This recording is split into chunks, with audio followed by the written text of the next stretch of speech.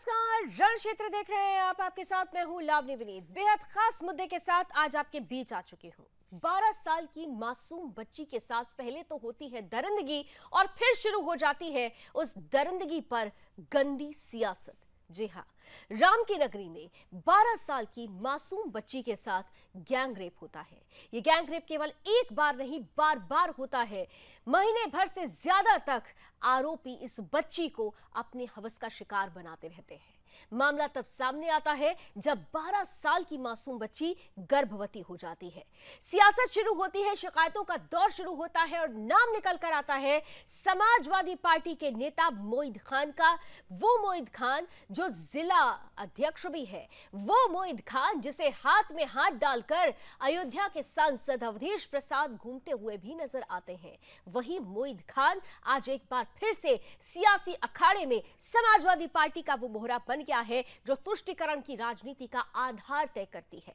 एक तरफ मासूम बच्ची को न्याय दिलाने की कवायद शुरू होनी चाहिए थी, लेकिन दूसरी तरफ शुरू हो जाती है सियासत। समाजवादी पार्टी के मुखिया अखिलेश यादव इस मसले में डीएनए टेस्ट की मांग कर रहे हैं। शिवपाल यादव नार्को टेस्ट चाहते हैं। संवेदनशील मुद्दे पर सियासी अखाड़ा किस कदर बना लिया गया है समाजवादी पार्टी की तरफ से, इसका अंदाजा इसी बात से लगाया जा सकता है कि ये वही पार्टी है जिसके मुखिया की सोचे हुआ करती थी लड़के हैं गलती हो जाती है। लेकिन ये गलती नहीं है साहब, ये ऐसा जघन्य अपराध है जिसकी जितनी भी भर्त्सना की जाए उतनी ही कम है। ये एक ऐसा जघन्य अपराध है जिसमें जितनी कड़ी से कड़ी सजा दी जाए उतना ही कम है। तो फिर अखिलेश यादव डीएनए टेस्ट की मांग करके आखिर कौन से सियासी अखाड़े के आधार तैयार कर रहे हैं? क्या ये तुष्टीकरण की राजनीति नहीं तो और क्या है? करेंगे आज इसी पर खुलकर बहस। लेकिन इन सब के बीच आपको बता दें कि भारतीय जनता पार्टी का एक प्रतिनिधिमंडल आज उस बच्ची और बच्ची के परिवार से मिलने भी पहुंचा, लेकिन समाजवादी पार्टी के किसी भी प्रतिनिधिमंडल ने ना तो उस बच्ची और बच्ची के परिवार से मिलने की जहमत उठाई, बल्कि दूसरी तरफ आरोपी को बचाने के लिए डीएनए और नार्को टेस्ट का आधार बनाना जरूर तैयार कर दिया है।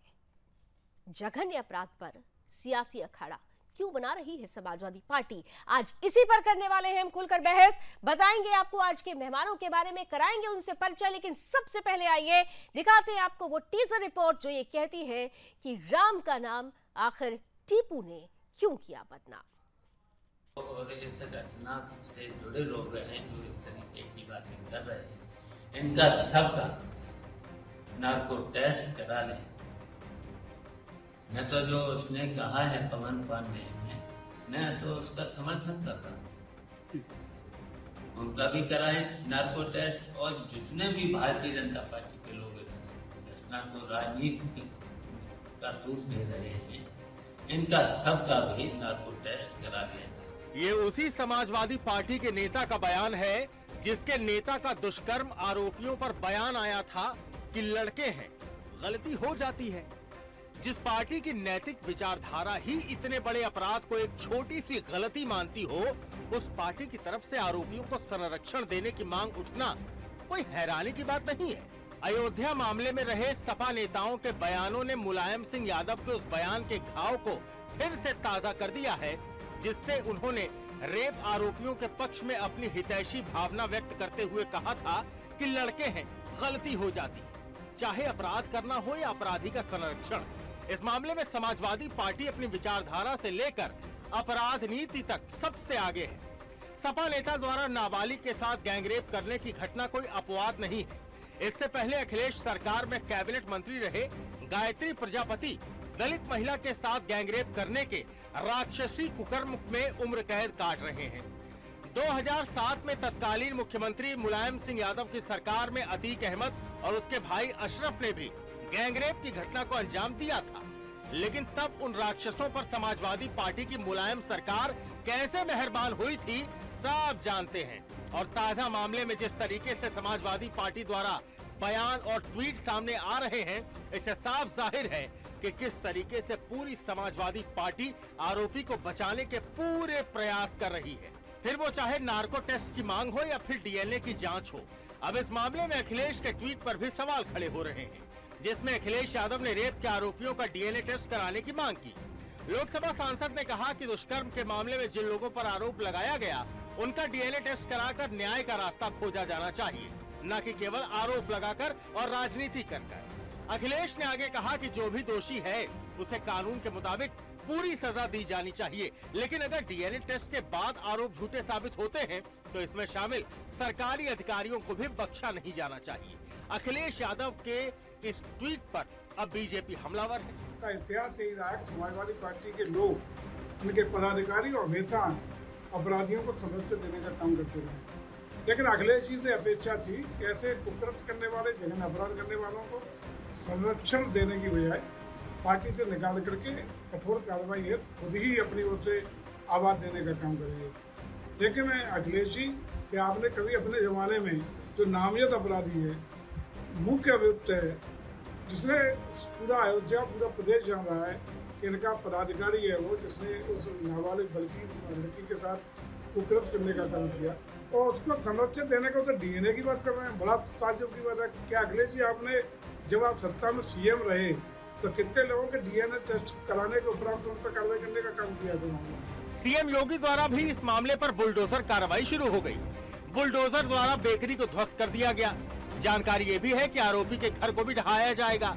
एक तरफ बीजेपी का इतिहास रहा है, माफियाओं से लेकर कुकर्मियों तक सब पर कड़ी कार्रवाई होती है, और दूसरी तरफ समाजवादी पार्टी का इतिहास आरोपियों को संरक्षण देने का रहा, और शायद यही कारण है कि समाजवादी पार्टी आरोपी मोहित खान पर हो रही कड़ी कार्रवाई पर सवाल खड़े कर रही है और नार्को टेस्ट की मांग कर रही है।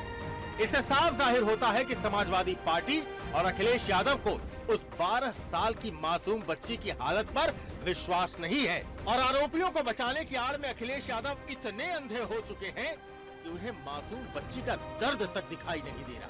Bureau report, Sudarshan news. 12 साल की मासूम है वो, उसे तो पता भी नहीं कि उसके साथ हुआ क्या है। उसे तो ये भी नहीं पता कि जिस मेंटल ट्रॉमा से वो गुजर रही है, जिस मेडिकल सिचुएशन से वो गुजरेगी, उसकी परिस्थिति आने वाले समय में क्या होगी।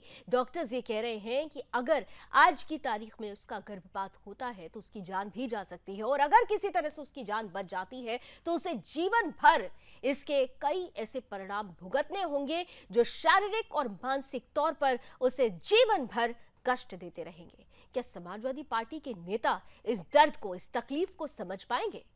अगर समझ पाते तो शायद डीएनए टेस्ट या फिर नार्को टेस्ट की बात नहीं होती, क्योंकि यहां तो समझना और समझाना तुष्टीकरण की राजनीति और तुष्टीकरण की राजनीति करने वालों को है, और यही वजह है कि बयानों के तीर भी खूब चल रहे हैं, लेकिन संवेदनशीलता हर जगह से नदारद है। अयोध्या के घटना इतना हाईलाइट क्यों?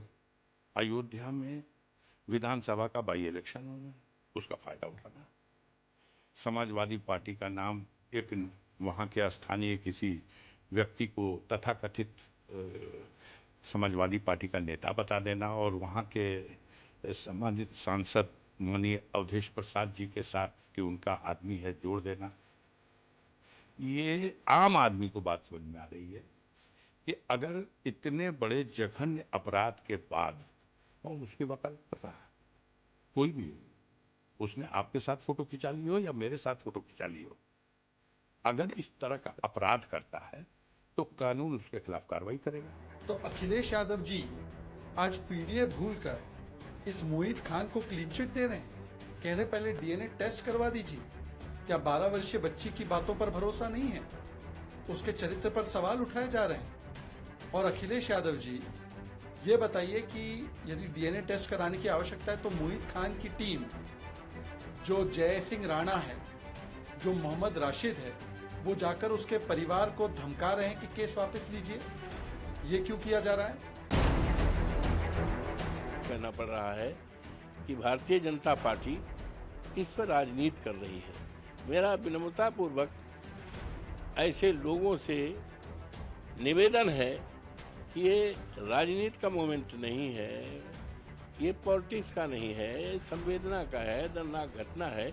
उसको न्याय दिलाने में लगें और जो भी दोषी है उसके खिलाफ। ये संवेदना का मुद्दा है, लेकिन संवेदनहीन बन कर रहा है इसका अंदाजा इन बयानों से ही लगाया जा रहा है कि अगर मगर में इस पूरे प्रकरण को फंसा दिया जाता है तथा कथित नेता बता दिया जाता है समाजवादी पार्टी का, और यहां तक कह दिया जाता है क्योंकि बाई इलेक्शंस है इसलिए बीजेपी ये मुद्दा उठा रही है, तो आप खुद समझ सकते हैं कि राजनीति आखिर कर कौन रहा है। आइए इसी के साथ आज की चर्चा की शुरुआत करते हैं। पैनलिस्ट से आपका परिचय कराती हूँ। स्वागत करते हैं भारतीय जनता पार्टी का पक्ष रखने के लिए हमारे साथ जुड़ रहे हैं अश्विनी शाही साहब, बहुत स्वागत है। हमारे साथ समाजवादी पार्टी का पक्ष रखेंगे अशोक तिवारी जी, बहुत बहुत स्वागत है। और हमारे साथ आज पहली बार रण क्षेत्र में जुड़ रही हैं पॉलिटिकल एक्सपर्ट भी हैं और आपको बता दें कि समाजवादी पार्टी की पूर्व सदस्य भी हैं रोली तिवारी मिश्रा जी भी हमारे साथ जुड़ चुके हैं। बहुत बहुत स्वागत है रोली जी। और रोली जी की खासियत और उनकी पहचान इस बात से है कि महिला अस्मिता को ध्यान में रखते हुए ही मां सीता का क्योंकि समाजवादियों ने अपमान किया था और इसलिए इस बात पर उन्होंने समाजवादी पार्टी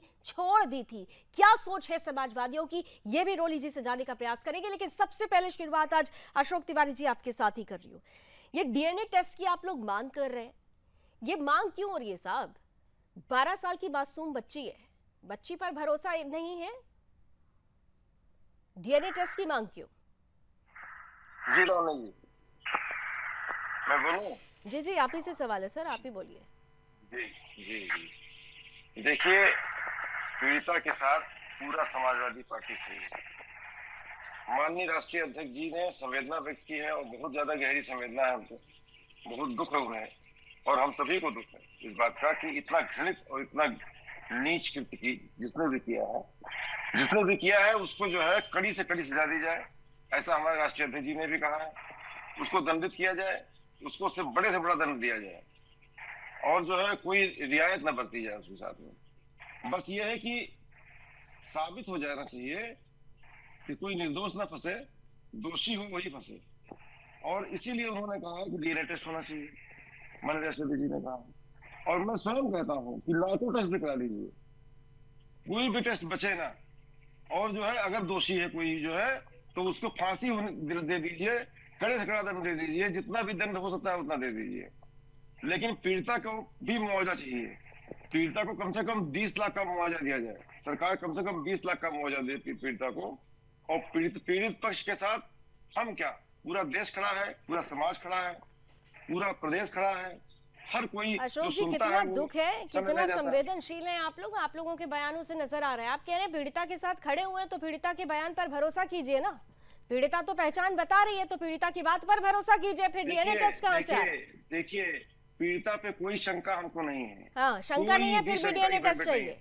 शासन और प्रशासन जिस तरह से लगा हुआ है राजनीति करने में, जिस तरह से कार्य किया जा रहा है, उस भाई पर कुछ साहब भी हो सकता आपने है। अभी कहा कि पूरी समाजवादी पार्टी उस बच्ची के साथ खड़ी है, उस पीड़िता के साथ खड़ी है, तो एक बच्ची जिसके साथ ये जघन्य अपराध हुआ, वो बच्ची अगर आरोपी की पहचान करके बता रही है तो फिर बच्ची की बात पर भरोसा क्यों नहीं है? क्योंकि वो आपकी पार्टी से आता है जो आरोपी है।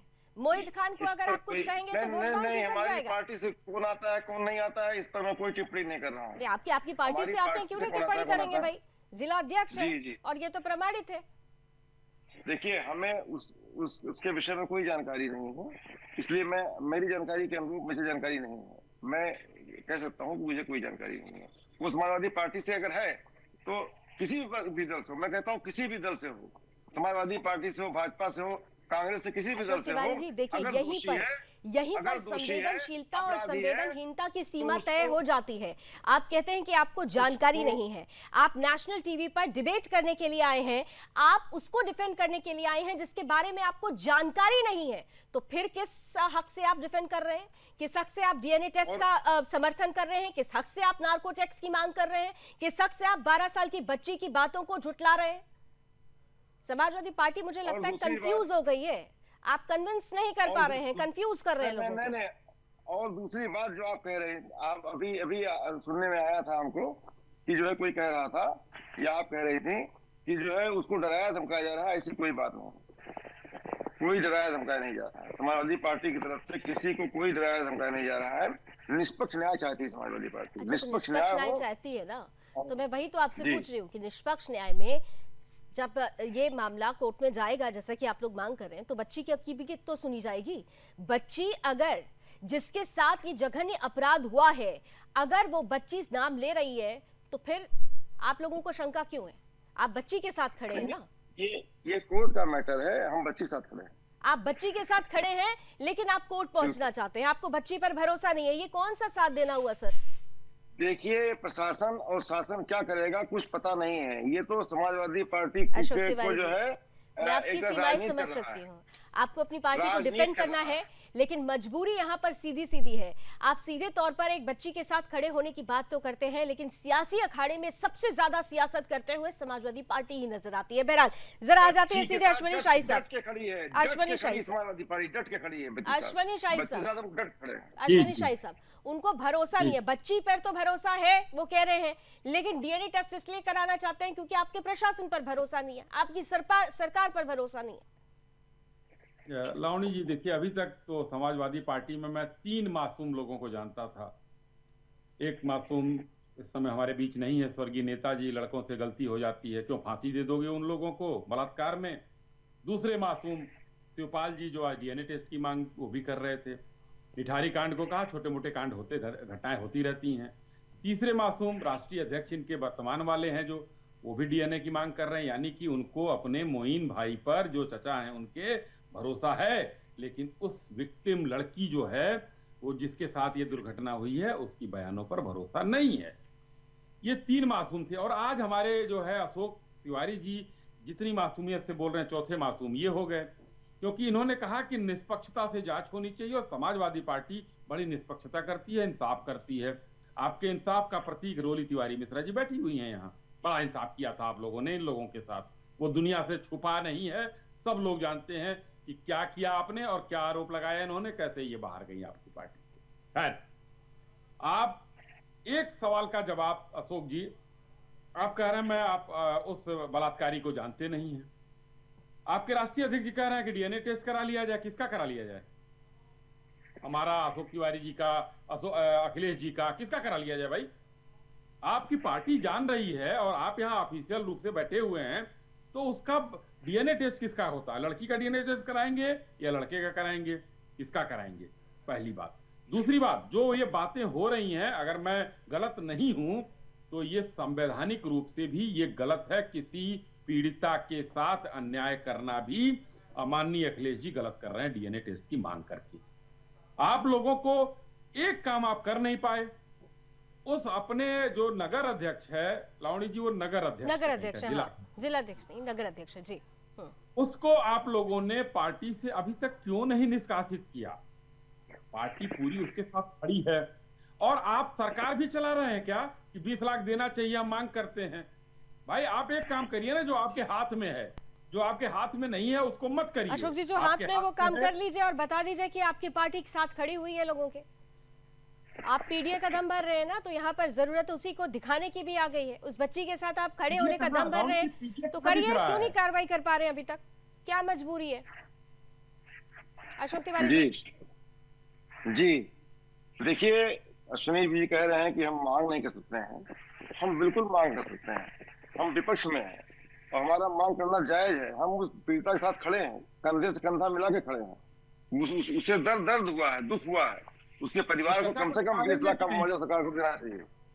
चाचा को निकाल रहे हैं, कम से कम 20 लाख का मुआवजा सरकार को देना चाहिए। अरे साहब, आप मुआवजे की मांग कर रहे हैं, आपकी मांग जायज है, विपक्षी होने के नाते आप मांग करिए, ये मांग तो जायज है आपकी, लेकिन जिस व्यक्ति पर यह आरोप लग रहा है वो अगर आपकी पार्टी से आता है तो अभी तक उसको सस्पेंड क्यों नहीं किया गया है? आपने उसके खिलाफ कोई एक्शन क्यों नहीं लिया?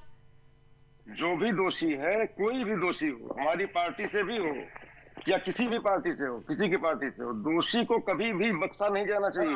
तो वही तो आपसे भी कहा जा रहा है ना, वही तो आपसे भी उम्मीद की जा रही है कि आप सस्पेंड कीजिए। और आप जिस तरीके से जांच की मांग कर रहे हैं, अगर जांच होती है और जांच में अगर वो निर्देश होगा तो फिर से आप ले लीजिएगा। आप सस्पेंड अभी क्यों नहीं कर रहे? अभी जो आपको दिखाना चाहिए वो आप क्यों नहीं कर पा रहे? देखिए, जो सबसे बड़ा दंड दिया जाए उसको बख्शा ना जाए। किसी भी हालत में जांच करके दंड दिया जाए। निर्दोष है तो दंड न दिया जाए, अगर दोषी है तो दंड दिया जाए। उसको कॉल डिटेल निकाल ली जाए। कहने में आता है कि महीना 2 महीना से बात हो रही थी, कॉल डिटेल निकाल लीजिए, उसके तरीके हैं, जांच कर लीजिए, सारी वास्तविकता। यानी आप डिफेंड करने का प्रयास कर रहे हैं। एक 12 साल की उम्र समझते हैं अशोक जी, 12 साल की नहीं, उम्र, क्या हमको उम्र बहुत होती कष्ट है? हमको उस बच्ची व्यक्तिगत रूप से देखा जाए को, उस बच्ची को किस तरीके से जाल में फंसाया गया, उसका वीडियो बनाया गया, उसे डराया धमकाया गया, वो बच्ची है। और आप जानते हैं कि इस पर पॉस्को एक्ट के तहत किस तरीके से बड़ी कार्रवाई होने वाली है, और हो सकती है, होनी भी चाहिए। पर आप बच्ची का दर्द नहीं समझ रहे हैं, आप उस मोहित खान का दर्द जरूर समझ रहे हैं, उस वोट बैंक का दर्द जरूर समझ रहे हैं, जिसके लिए आप लोग जाने जाते हैं, लेकिन बच्ची का दर्द नहीं समझ रहे। अगर आप दर्द समझ रहे होते ना तो ये कभी नहीं कहते कि अगर ऐसा होता, अगर ऐसा होता, वो अगर आता ही ना। ये रोली तिवारी जी आपके पास आ रही हूँ। देखिए, पॉलिटिकल जो सीमाएं हैं, वो सीमाएं किस तरीके से मांग करते हैं, कार्रवाई की मांग करते हैं। अरे सर, मांग तो कर रहे हैं ना आप, लेकिन अपनी पार्टी का जो पहला एक्शन लेना चाहिए वो हम मांग कर रहे हैं, वो करिए ना। ये क्यों नहीं कर रहे हैं? आप मांग कर रहे हैं, बिल्कुल सही मांग कर रहे हैं, लेकिन पार्टी को जो एक्शन लेना चाहिए पहले, वो क्यों नहीं लिया जा रहा है? ये मेरा सवाल था। बहरहाल रोली जी, मैं आपके पास आ रही हूँ। महिलाओं का बड़ा सम्मान किया जाता है, बहुत दर्द है, बहुत संवेदनशील है। वो संवेदनशीलता आपने भी महसूस की है पार्टी के अंदर रहते हुए। आज जो परिस्थिति बनी हुई है, क्या यही है पार्टी की पहचान? यही है पार्टी का डीएनए कि महिलाओं के प्रति उनकी जो सोच है, वो सोच आज इस डीएनए में दिख रही है आपको? देखिए लावनी जी, बड़ी विडंबना है कि तिवारी जी यहाँ पर बैठे हुए मेरे रक्त भाई होंगे, लेकिन किस तरीके से वो बचाव कर रहे हैं पार्टी का। और ये बड़ी मजबूरी होती है, हर कोई समाजवादी पार्टी में रोली तिवारी नहीं बन सकता जो अपनी आवाज उठाए और कहे कि ये गलत है और ये सही है। मैं यहाँ से अपनी बात शुरू करूंगी। सबसे पहली बात, मैं एक महिला हूँ, और जब ये बात मैं सुन रही हूँ तो मैं एक 12 वर्षीय बच्ची की माँ भी हूँ, तो मैं वो संवेदनाएं, वो पीड़ाएं मैं स्वयं महसूस कर सकती हूँ। लेकिन अब मैं लावनी जी आपको प्रारंभ से बताती हूँ कि ये बच्ची के साथ में इसके वीडियोस बनाए गए, इसके साथ निरंतर बलात्कार करता रहा मोइन खान, और किसके वजह से ये परिवार दर दर भटकता रहा। और क्योंकि वहां पर अवधेश प्रसाद पासी सांसद चुने गए थे और उनका हाथ पकड़ करके अखिलेश यादव जी हर जगह घूम रहे थे और कह रहे थे कि ये अयोध्या का राजा है, और अवधेश कुमार पासी इस अहंकार में थे, अखिलेश जी इस अहंकार में थे सदन में लेकर के कि इस बच्ची की चीखें, इस बच्ची की आवाज उस अहंकार की अट्टहास में दब गई थी। और दबने के बाद ये हुआ कि उसकी कहीं भी रिपोर्ट नहीं लिखी जा रही थी। उसके बाद वो बच्ची जब गर्भवती होती है तब माँ के सब्र का बांध टूटता है, परिवार के सब्र का बांध टूटता है, और वो मीडिया के सामने और लोगों के सामने आकर के चीख चीख कर रोते हैं कि हमारी बच्ची के साथ में मोइन खान ने बलात्कार किया। नंबर 1 ये पहला चित्र है। दूसरा चित्र ये है कि जब मोइन खान ने बलात्कार किया और सारे टीवी चैनल्स इस बात को, इस घटना को दिखा रहे थे, उस समय अखिलेश यादव जी, उनकी सांसद पत्नी डिंपल यादव जी और सो कॉल्ड तथाकथित अयोध्या के राजा, तथाकथित स्वयंभू राजा अवधेश पासी वहां मौजूद थे संसद भवन में, देश के सर्वोच्च सदन में मौजूद थे, और वो कहते कि मुझे तो इस बारे में कोई जानकारी नहीं है, मुझे तो कुछ बताया ही नहीं गया है, मुझे तो ये सब कुछ पता ही नहीं है। तो ये जो चीजें हैं ये बताती हैं कि किस प्रकार से समाजवादी पार्टी के लोगों ने इस पर मिट्टी डालने का, धूल डालने का काम किया। और उससे ज्यादा शर्मनाक, लावनी जी आपको मेरी आवाज आ रही है? बिल्कुल आ रही है, बिल्कुल आ रही है रोली जी। ज्यादा शर्मनाक काम लावनी जी है कि एक बच्ची, खुद शिवपाल चाचा जो है वो एक बेटी के पिता हैं, अखिलेश यादव जी 2 बेटियों के पिता हैं, सबको बेटियां मिली हैं इस परिवार में, और मैं भी बेटी की माँ हूँ। क्या अखिलेश जी इतनी बात नहीं जानते हैं कि एक गर्भवती बच्ची का डीएनए टेस्ट नहीं हो सकता, उसको नार्कोटिक्स टेस्ट नहीं हो सकता, एक गर्भ में पल रहे बच्चे को किसी भी माँ को कोई भी दवाई नहीं दी जा सकती। दूसरा, टर्मिनेशन ऑफ प्रेगनेंसी, जिसको कि कहते हैं कि अगर उसका गर्भपात भी कराया जाता है तो एक 12 वर्ष की बच्ची के शारीरिक मानसिक रूप पर क्या असर पड़ेगा, उसकी मृत्यु भी संभव है। ये कितनी बड़ी दरिंदगी है। अगर लोग जो उस बलात्कार करके मार देते हैं, मुझे लगता है ये तो और बड़ी त्रासदी है। इसमें तो rarest of the rare case में इमीडिएट फास्ट ट्रैक अदालत में मोइन खान को फांसी होनी चाहिए और उसके वो तमाम लोगों को फांसी होनी चाहिए। और समाजवादी पार्टी के नेता जो लोग उसको संरक्षण दे रहे हैं, उनको तुरंत इस पर आपराधिक संख्या दर्ज करके कड़ी कार्रवाई होनी चाहिए, क्योंकि यहाँ पर सीधा सीधा जो मामला दिख रहा है, वहां पर एक 12 साल की मासूम बच्ची के साथ दरिंदगी होती है और उसके बाद उस दरिंदे को बचाने के लिए आधार तैयार होने लगता है। यहाँ पर अवधेश प्रसाद जी का जिक्र आया था। अब अवधेश जी की जरा दो बयान आप लोगों को सुनाते हैं और फिर मैं अशोक जी आपके पास आती हूँ।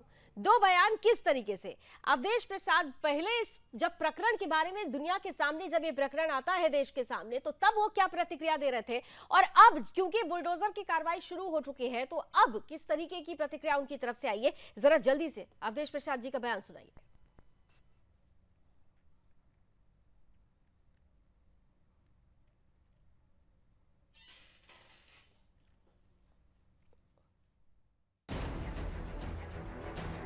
अयोध्या के घटना को इतना हाईलाइट क्यों? अयोध्या में विधान, मैंने भी कहा, I am not aware of fact unless until, जब तक हमको कोई जानकारी न हो तो I am not able to say, I am not able to utter anything, any words regarding matter. यहाँ तक इस घटना का सवाल है, ये घटना बहुत ही दर्दनाक है और शर्मनाक। उनकी विवेचना की जाए, सत्य का पता लगाया जाए और जो भी दोषी हो कानून के हवाले रखकर उनके खिलाफ जो भी कानून सजा देता है सख्ती के साथ उनके खिलाफ कार्रवाई होनी चाहिए। तो देखिए, पहले तो इतना गुमान था कि कहा कि पता ही नहीं है, और जब ये मामला तूल पकड़ने लगा तो कह रहे हैं कि जो कोई भी हो, सुर तो बदले, लेकिन सुर में तब भी उन तुष्टीकरण की राजनीति की नरमी थी जिसका आधार वो मोहित खान बनता है। इसका जवाब जरूर अशोक तिवारी जी आपसे लूंगी, लेकिन उससे पहले एक छोटा सा ब्रेक मुझे लेना पड़ेगा। ब्रेक के बाद लौटते हैं तो चर्चा जारी रहेगी, क्योंकि यहाँ पर 12 साल की मासूम को न्याय दिलाने की बात हो रही है। वो 12 साल की मासूम जो इस वक्त राजनीति के अखाड़े में सिर्फ राजनीति का केंद्र बन गई है, उसे न्याय कौन दिलाएगा, ये बड़ा सवाल है। मिलते हैं इस ब्रेक के बाद।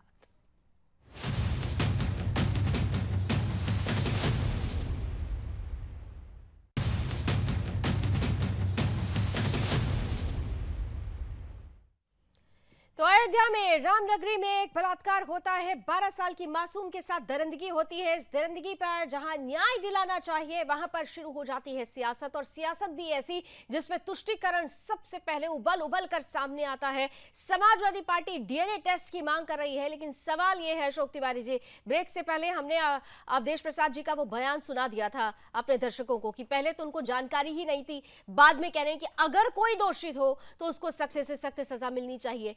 ऐसा ही कुछ आपके मुखिया अखिलेश यादव ने भी किया था। 3 दिन तक चुप्पी थी, जब मामला तूल पकड़ने लगा तो तीसरे दिन जाकर उनका मौन खत्म होता है और एक छोटा सा ट्वीट आ जाता है, एक्स पर वो पोस्ट कर देते हैं, और उसके बाद धीरे धीरे पोस्ट में भी एडिटिंग जारी थी, क्योंकि उनके खुद की बातों में ही उन्हें भरोसा नहीं था। ये क्या है? आप लोग न्याय की बात कर रहे हैं, आप लोग समावेशी न्याय की बात कर रहे हैं, यहाँ समावेशी कहाँ है? यहाँ तो फिर सेलेक्टिव हो रहे हैं आप लोग मोहित खान को लेकर। जी देखिए, समझने की बात है, हमारे यहाँ कोई सिलेक्टिव नहीं हो रहा है। नंबर 1, अवधेश प्रसाद जी का बयान आपने सुना, उन्होंने कहा है, खुद ही कहा है कि सख्त से सख्त सजा दी जाए जो भी दोषी हो, और यही वक्त की मांग है, यही समाज की मांग है, यही हम सभी की मांग है, यही उत्तर प्रदेश की मांग है, पूरे उत्तर प्रदेश की मांग है। ऐसे घृणित कार्य करने वाले को कठोरतम दंड दिया जाए, ऐसा हम सभी चाहते हैं, और इसमें कोई भी किसी तरह का नहीं है कि कम किया जाए, ज्यादा किया जाए। अब 20 लाख का मुआवजा की मांग भी हम करते हैं कि 20 लाख का मुआवजा बच्ची को दिया, तत्काल प्रभाव से दिया जाए गवर्नमेंट द्वारा। और सच्चाई यह है कि जो है इसे जल्दी फास्ट ट्रैक कोर्ट में चलाया जाए, इसको तुरंत सजा दी जाए, सजा देने में देर ही न की जाए। सही, तो हमें कोई भी एक तरफ आप सजा की मांग कर रहे हैं, दूसरी तरफ डीएनए टेस्ट फिर क्यों आ गया? डीएनए टेस्ट की प्रक्रिया है ना, कौन सी प्रक्रिया है? डीएनए टेस्ट 12 साल की बच्ची का डीएनए टेस्ट कराएंगे आप लोग? वो 12 साल की बच्ची जो 12 महीने की गर्भवती हो चुकी है उसका डीएनए टेस्ट कराएंगे आप लोग? ये संवेदनशीलता है आप लोगों की? हमें प्रशासन पर विश्वास नहीं है, प्रशासन और शासन पर ही। मोहित खान पर विश्वास है क्या? जो प्रशासन पर विश्वास नहीं है मान लिया, मोहित खान पर विश्वास है? प्रशासन और शासन, मोहित खान पर विश्वास है? खाली राजनीति करता हो शासन। शासन भाई राजनीति साहब, मैं करता आपसे हो। पूछ रही शासन हूँ, को प्रशासन पर शासन आपको को विश्वास राजनीति नहीं है, पड़ी मैं है। आपका समर्थन करती हूँ, लेकिन आपको मोहित खान पर विश्वास है क्या? सवाल मेरा ये है। हम किसी का नाम थोड़ी ले रहे हैं। नहीं, क्यों नाम लेने से क्यों कतरा रहे हैं? नाम लेने से क्यों कतरा रहे हैं? यहाँ पर तो नाम सामने है ना, नाम लेने से क्यों कतरा रहे हैं? जो भी दोषी है उसे ये जो भी क्या सर, यहाँ तो नाम सामने है ना, नाम लेने में आप लोग इतना डर क्यों रहे हैं? कौन नाराज हो जाएगा? कह दिया जो भी दोषी है, किसी भी दल से जुड़ा हुआ दोषी हो। अरे मोहित खान का नाम लेने में दिक्कत क्या हो रही है तिवारी जी? मैं आपसे ये पूछ रही हूँ। नहीं, अगर मोहित खान है तो मोहित खान को सजा दीजिए। अगर मत लगाइए ना सर, बच्ची बोल रही है, बच्ची के साथ खड़े ना, बच्ची को मुआवजा दिलाने की मांग है, बच्ची को न्याय दिलाना है। जब बच्ची बोल रही है तो बच्ची पर भरोसा कीजिए। मैं कह रहा हूँ जो भी दोषी है उसे कठोरतम अशोक दंड तिवारी दिया जी, जाए। इससे आगे आपके मुखिया ने ना आप तमाम जो प्रवक्ता है ना उनको फंसा दिया है। आप बेचारे हो जाते हैं यहाँ पर आके, क्योंकि गोल गोल जलेबी आपको बनानी पड़ती है और यहाँ पर जो रायता फैलाया जाता है वो ऊपरी लोग फैला देते हैं। अब आप उल्लू से समेटिए, मैं आपकी सीमाएं समझ रही हूँ, मैं आपके कष्ट को भी समझ रही हूँ, बहुत मुश्किल हो रहा है डिफेंड करना, लेकिन क्योंकि मैं अशोक तिवारी जी को पर्सनली जानती हूँ कि वो महिलाओं का कितना सम्मान करते हैं, बच्चियों के प्रति कितना प्रेम रखते हैं, लेकिन आज अगर उन्हीं अशोक तिवारी जी को एक बच्ची को न्याय दिलाने के लिए मोहित खान का नाम लेना पड़े तो कितने इफ एंड बट्स आ रहे हैं। आपकी सीमा, आपकी पार्टी का डीएनए यहीं पर ही समझ में आ जाता है। मैं शाही साहब, आप मुस्कुरा रहे थे, लेकिन एक तीखा सवाल आपसे भी पूछने वाली हूं, क्योंकि यहां पर मैंने बोला कि यहां पर सेलेक्टिव अप्रोच नहीं होना चाहिए, कलेक्टिव अप्रोच की हम बात कर रहे हैं। ऐसा क्यों होता है कि आप कहते हैं कि भाई हमारे यहाँ प्रशासन पूरी तरीके से लॉ एंड ऑर्डर को दुरुस्त कर रहा है, और आप लोगों का नाम भी है, उत्तर प्रदेश के लॉ एंड ऑर्डर का नाम भी है, लेकिन धीरे धीरे ग्रेजुअली ये देखा जा रहा है कि प्रशासन तो आपकी सुनता ही नहीं है। पुलिस वालों को जिस तरीके से अब ताबड़तोड़ सस्पेंड किया जा रहा है, क्यों करना पड़ रहा है? अगर पुलिस आपकी सुनती है तो बाद में फिर सस्पेंड क्यों करना पड़ता है? क्यों डर खत्म हो रहा है? लावणी जी, ये मैटर आज का नहीं है। माननीय योगी जी जब से आए हैं, पूरे उत्तर प्रदेश में, चाहे वो आईएएस अफसर हो या एक दरोगा या हवलदार हो, लगभग 1000 से ऊपर लोगों को जबरदस्ती, अगर काम में वो कहीं गलती उनकी पाई गई है तो जबरदस्ती उनको बर्खास्तगी नहीं हुई है, नौकरी से हटाया गया है। आप चलिए, आप लोग खत्म है, रिटायरमेंट लीजिए, बर्खास्तगी हुई है, सस्पेंशन होता है, चाहे वो आईएएस हो या हवलदार हो। ये हमेशा क्लीनिंग होता हो रही है तो 7 साल तक अनवरत। क्लीनिंग अभी पूरी नहीं हो पाई। 7 साल हो गए हैं सर, अभी तक क्लीनिंग पूरी नहीं हो पाई। देखिए लावणी जी, ये है ना कि क्लीनिंग जब जहां पर कुछ उजागर होता है, पकड़ में आता है तो क्लीनिंग होती है, नहीं पकड़ में आ रहा है तो चीजें वहां पर रुकी हुई हैं। यही तो चीज है। देखिए, उत्तर प्रदेश बहुत बड़ा प्रदेश है, और अब हमारे अब आपको मैं बताना चाहता हूं, जो अशोक भाई मांग कर रहे हैं कि बहुत सजा दिलवाई जाए, किसी को भी नहीं पता है, लेकिन एक ऑपरेशन कन्विक्शन चल रहा है उत्तर प्रदेश में, जिसके कोऑर्डिनेटर मोहित अग्रवाल को बनाया गया है। 3 महीने में 10,000 सजा हुई थी। ऐसी सजा कभी नहीं हुई है कि इतना जल्दी जल्दी सजा दिलवाया जाए। पॉस्को में सजा हुई, महिला अपराध में सजा हुई, फांसी तक हुई है उत्तर प्रदेश में। 180 के आसपास तो काउंटर में मारे गए। वो कन्विक्शन की बात नहीं कर रहा हूं मैं। अदालतों में जो कन्विक्शन में केस चार्जशीट में लटका रहता था, जो केस में आगे बढ़ नहीं पाता था, कचहरी तक जो है जा नहीं पाता था, उसमें 3 महीने में 10,136 सजा हुई है।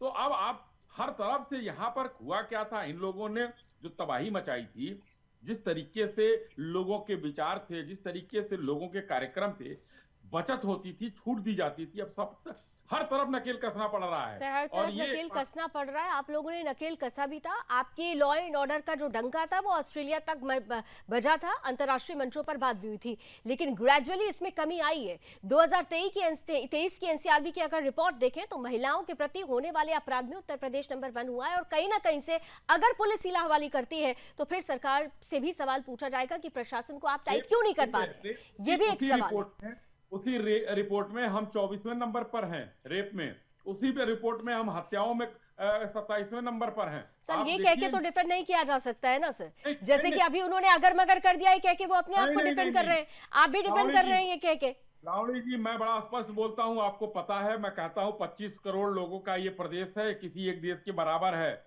विश्व का 7वां देश अगर होगा अगर इतनी चीजें हो रही हैं, छोटे से प्रदेश अगर पता चला सिक्किम से हमारी तुलना कर दीजिए, गोवा से तुलना कर दीजिए, तो हम लोग हमेशा ऊपर आएंगे। मगर उसके बावजूद भी हर चीज में कमी आई है और सजा दिलवाने में हम आगे आए हर हैं। चीज में कमी इसलिए- आई है। रोली, आपके पास आ रही हूँ। सरकार अभी भी प्रतिबद्ध है और सरकार कह रही है कि अगर हमारी जवाबदेही है तो हम जवाब देने को तैयार हैं, जवाबदेही तय करेंगे और जघन अपराध में कड़ी से कड़ी सजा देंगे। लेकिन सजा के पहले की सियासत और उस सियासत में पिसती ये मासूम सिसकियां, 12 साल की बच्ची का जिक्र आपने किया था।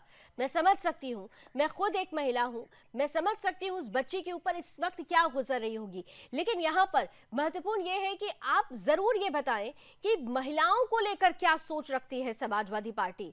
आपने समाजवादी पार्टी इसीलिए छोड़ा क्योंकि वहां पर भी माता सीता का अपमान हो रहा था। ये सोच ही क्या इस सियासी अखाड़े में सबसे बड़ा मोहरा बन रही है? और अगर ऐसा है तो फिर न्याय कैसे दिला पाएंगे? लवली जी, सबसे बड़ी बात यह कि बेटियां सांझी विरासत होती हैं। मुझे लगता है बेटी का कोई जाति नहीं होती, बेटी का कोई धर्म नहीं होता, बेटी की कोई पार्टी नहीं होती। बेटियां सांझी विरासत होती हैं।